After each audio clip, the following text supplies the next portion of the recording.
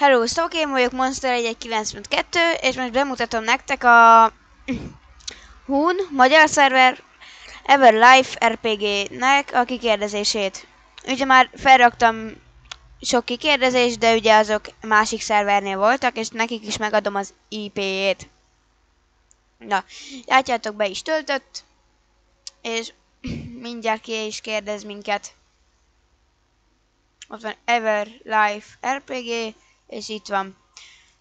Ezt most kitöltöm. Köteles vagy elolvasni a szerverre vonatkozó szabályokat. Igen, mert csak így tudom betartani őket.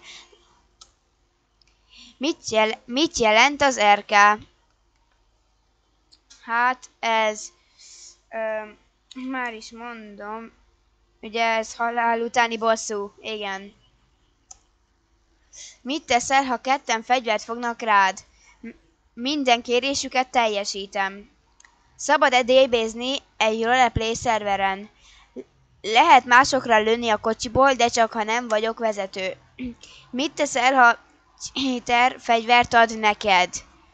Vagy azonnal eldobom, vagy megtartom, vagy hívok egy admint. Használhatsz-e Cleo modokat? Nem. Látjátok, sikeresen kitöltöttem az RP tesztet, most már regisztrálhatok. Na, ez volt a kikérdezés, leírásban megadom a IP-t. Sziasztok!